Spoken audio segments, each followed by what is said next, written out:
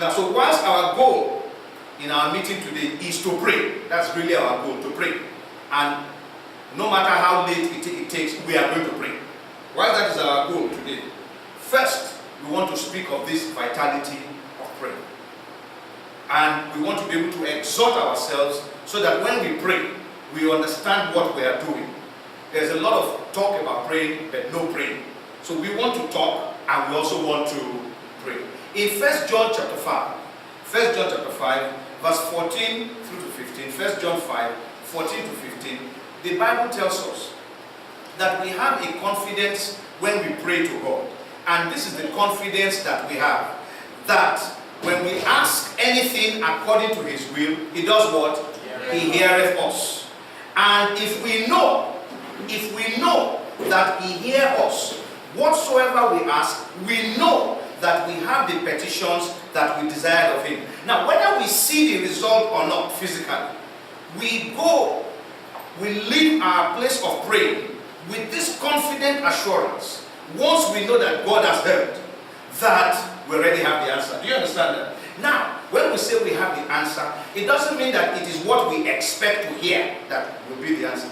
It means that God will give us an answer of peace. Do you understand that? So it's important to know that. Now, it is this confidence that brings us to the fact that if prayer is to be meaningful, it must be heard by God, not by men, not even by be hidden. You know, you can shout and people will hear you pray, say that brother is praying.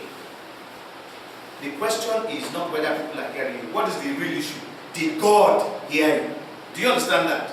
And for God to hear you, he says you must be praying how? According to his will.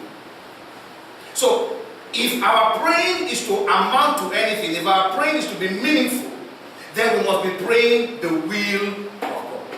One other thing that we have to quickly note here is the fact that if certain things are present in your life, no matter how much you are praying, your praying will not be heard by God.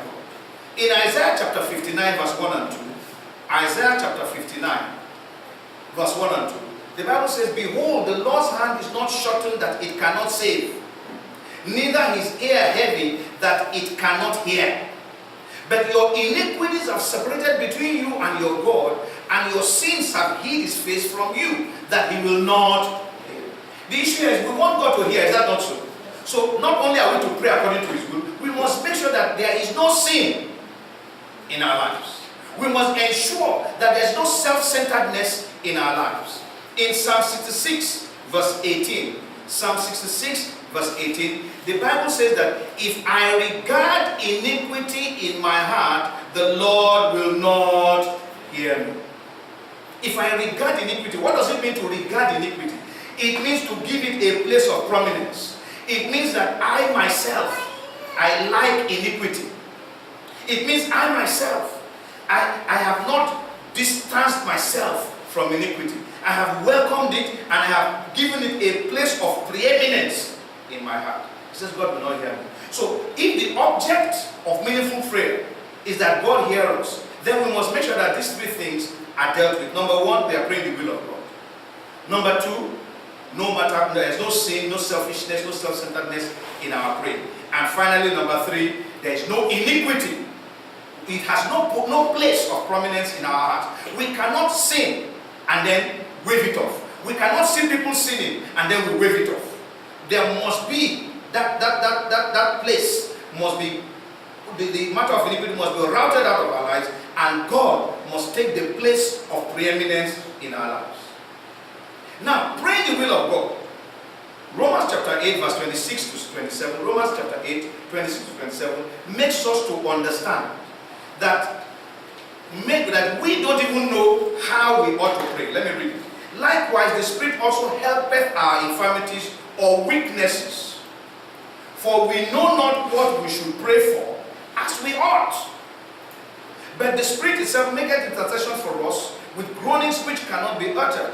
And he that searcheth the heart knoweth what is the mind of the Spirit, because he maketh intercession for the saints according to the will of God. So, if we want to make sure that we are praying the will of God, then we need to pray in the Spirit. What does that mean to pray in the Spirit? With the aid of the Spirit, according to the direction that the Spirit of God is giving us. So we want to be sure, because I don't want us to pray anyhow prayer today. I want us to pray and let it count. Let us know that we have actually spoken to God, and we live here with the confidence that we have been heard by God.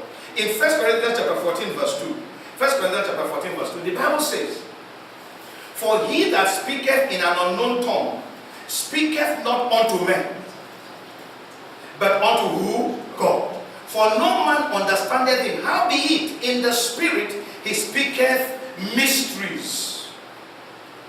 So when we are talking of praying, we are talking of speaking unto God. We are talking about speaking in the Spirit, praying in the Spirit. The Bible talks of those who are speaking in an unknown tongue, which we know that to be prayer in the Holy Ghost. That they are not praying unto men, they are praying to who? To God. So praying must be seen as communion or communication between man and God. It's a two-way thing. The man says his prayer to God, God gives his response. In between man and God praying, there is the communication line which must be kept free of impediment. No sin, no self-centeredness, no selfishness. All that is removed.